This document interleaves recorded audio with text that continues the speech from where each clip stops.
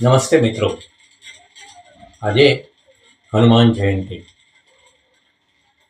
આ પ્રસંગે ચાલો હનુમાનજી વિશે થોડું ચિંતન કરીએ. દુનિયામાં વધુમાં વધુ મંદિરો કોના? ક્યાં ભગવાનના?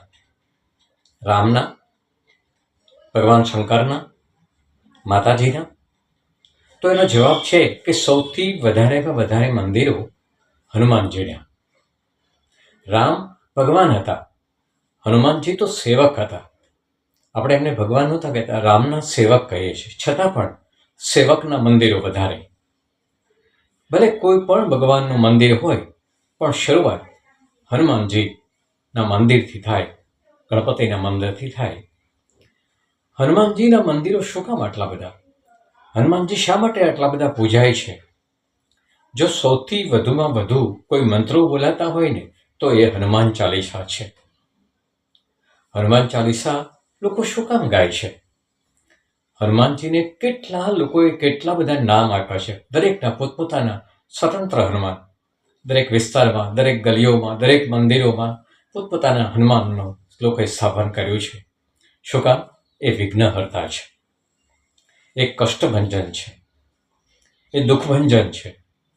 હનુમાનજી રામના સેવક હોવા છતાંય આખા રામાયણમાં જે વધુમાં વધુ ચમત્કારો કરે છે ને એ હનુમાનજી કરે છે રામ કરતા.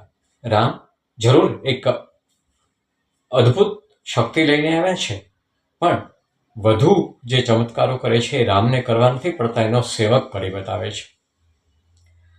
આપ જાણતા હશો કે હનુમાનજી એ ભગવાન શંકરનું રૌદ્ર સ્વરૂપ છે, રુદ્ર અવતાર છે. હનુમાનજીમાં મહાદેવના તમામ ગુણો છે. મહાદેવ પોતે જ ભગવાન શ્રી રામ જે કામો કરવા માટે પૃથ્વી પર અવતર્યા છે માનવ અવતાર લઈને, એને મદદ કરવા, એને કોઈ મુશ્કેલી ન પડે માટે ભગવાન શંકર ખુદ વાનર બનીને, હનુમાનજી બનીને પૃથ્વી પર અવતર્યા છે.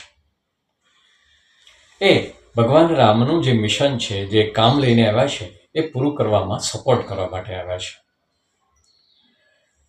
તમે હનુમાનજીનું એક પંચમુખા સ્વરૂપ પણ જોયું હશે, સાંભળ્યું હશે. જ્યારે જ્યારે ભગવાન શ્રી રામને એવા સ્વરૂપની, એવી શક્તિઓની જરૂર પડે છે કે જે પાંચેય બાજુથી મદદ કરી શકે. 5 શક્તિઓ, જળમાં, સ્થળમાં, ગગનમાં, પાતાળમાં, જ્યાં જ્યાં જવું પડે ત્યાં જઈ શકે એવી કોઈ શક્તિની ભગવાન રામને જરૂર હતી. તો આ સેવક શ્રી રામ એ 5 મુખ લઈને, 5 અલગ અલગ પ્રકારની શક્તિ છે. એમાં ગરુડ પણ છે, એમાં અશ્વ પણ છે, એમાં વરાહ પણ છે. આ બધી અલગ અલગ શક્તિઓ લઈને સેવક તરીકે હનુમાનજી રામની સાથે ઊભા છે. માટે રામ એટલા બધા પૂજાય છે. હનુમાનજી એનાથી પણ વધારે પૂજાય છે. આ બંને લોકો જગતના કલ્યાણ માટે ઉતર્યા છે. જે લોકો સેવા કરે છે એ હંમેશા પૂજાય છે. આ હનુમાનજીની હનુમાન જયંતિએ જો આપણે કોઈ સમજવું હોય ને તો હનુમાનજીની નમ્રતાને, માતા સીતા પાસે હાજર થવું હોય તો સૂક્ષ્મ રૂપ લઈને, જો લંકીની સામે જવું હોય તો વિશાળ રૂપ લેવું જોઈએ. રાવણની સામે બેસવું હોય તો પોતાના પૂંછડાનું ઊંચું સાધન બનાવીને પણ એનાથી ઊંચું બેસવું જોઈએ. એ દુશ્મન સામે હું નીચે ન બેસું. ધારે તો હનુમાનજી લંકાનો સાવ નાશ કરીને સીતાજીને લાવી શકે એમ હતા, પણ સેવકનું કામ એ રામે કરવાનું હતું. સીતાજીને લાવવાનું સેવક એમાં નથી પડતા, મદદ કરે છે, પણ જેમનું જે કામ એની મર્યાદા સાચવી રાખે છે. હનુમાનજી તમામ ગુણો લઈને આવ્યા છે. એ ખૂબ બુદ્ધિવાન પણ છે, એ શક્તિવાન પણ છે, એ ભક્તિવાન પણ છે. પ્રભુને પામવાના જે કેટલાક રસ્તાઓ, જે યોગ છે, ધ્યાન યોગ, કર્મયોગ, ભક્તિ યોગ, આ બધા યોગ હનુમાનજીમાં છે. એ રામની ભક્તિ પણ કરે છે, કર્મ પણ કરે છે, ધર્મ પણ કરે છે. આ બધા જ ગુણો એનામાં હોવાને કારણે હનુમાનજી આટલા વર્ષો પછી પૂજાતા આવ્યા છે. અચ્છા, જો હનુમાનજી ભગવાન શંકરનો જ રૌદ્ર અવતાર હોય તો બાકીના અવતારો તો જન્મ લે અને મૃત્યુ પામે, માણસ તરીકે હોય તો માણસ તરીકે અવતાર લીધો છે એટલે માટે. પણ ભગવાન શંકર મૃત્યુ પામે એ કોઈ દિવસ શક્ય જ નથી, કારણ કે મૃત્યુના દેવતા છે અને એનું મૃત્યુ ન થાય માટે હનુમાનજી અજરા અમર કહેવાય છે. આજે પણ પૃથ્વી ઉપર હનુમાનજી જીવે છે એવી એક સરસ કથા પણ છે અને એ લોકોને વિશ્વાસ છે. હનુમાનજી એ જે વિશ્વાસ લોકોમાં ઊભો કર્યો છે ને એ વાતોથી નહીં, પોતાના કર્મોથી ઊભો કર્યો છે. આ રીતે એક સેવક પોતાના માલિક કરતાં પણ વધુ માન, સન્માન અને શક્તિ ધરાવે છે એ હનુમાનજી સાબિત કરે છે.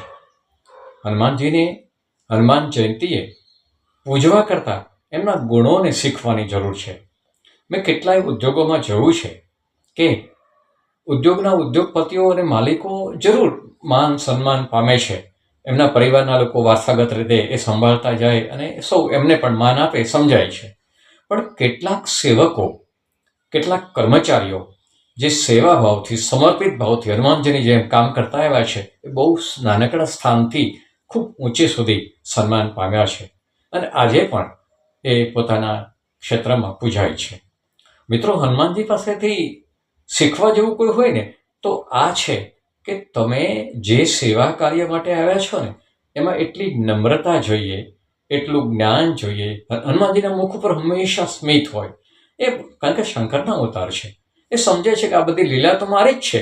આ મને મારવા આવે છે, આ રથ લઈને મારા તરફ દોડે છે, આ બધું જોવે છે, પણ એને ખબર છે કે આ મારી જ લીલા ઊભી કરેલી, હું જોઈ રહ્યો છું. એટલે હનુમાનજી, હનુમાન જયંતીએ ચાલો આપણે એવી રીતે યાદ કરીએ, એવી રીતે પૂજીએ કે એમણે જે કર્યું છે ને સેવા ભાવથી, એ આપણાથી જેટલું થઈ શકે એટલું, જેટલું આપણું કદ છે, આપણું માપ છે, આપણું ગજવું છે કે આપણું ક્ષમતા છે એ પ્રમાણે સેવા કરતા રહીએ. સેવા માત્ર પૈસાથી તો નથી. સેવા માત્ર શ્રમદાન કરીને પણ થાય છે. સેવા કોઈને ઉપયોગી થઈને થવાય છે. સેવા કોઈની સેવા કરીને પણ થાય છે. કોઈની સાથે ઊભા રહીને પણ થાય છે. કોઈના સંકટ સમયે, અને એટલે જ એને સંકટ મોચન પણ કહે છે. હનુમાનજીના સ્તોત્ર અનેક પ્રકારના છે. એમાં એક સંકટ મોચન પણ છે, હનુમાન ચાલીસા પણ છે, બજરંગ બાણ પણ છે. આ બધી સ્તુતિઓમાં વાત એક જ આવે છે કે આખા એ વિશ્વને, આખા એ જગતને હનુમાનજીની સેવા પ્રવૃત્તિ ઉપર માન છે. હનુમાનજી તરત રજી જાય છે, સમજે છે કે આ જ્યારે મને પૂજવા આવે છે ત્યારે એને કંઈક સંકટ છે અને એ સંકટ મારે દૂર કરવું જોઈએ. આ વાત જ્યારે આપણને કોઈ માન આપે છે, કોઈ આપણને આગળ કરે છે, કોઈ આપણને જવાબદારી આપે છે, ત્યારે આ ભાવ હવે મારી જવાબદારી બને છે. મારા ખોળે કોઈ પોતાનું સંકટ નાખી જાય તો દૂર કરવું એ મારી ફરજ છે. ચાલો આપણે હનુમાનજીને હનુમાન જયંતીએ આ રીતે પૂજીએ અને સૌમાં આ અલગ અલગ આવી ભાવનાઓ વિકસે એની પ્રાર્થના કરીએ. Thank you very much.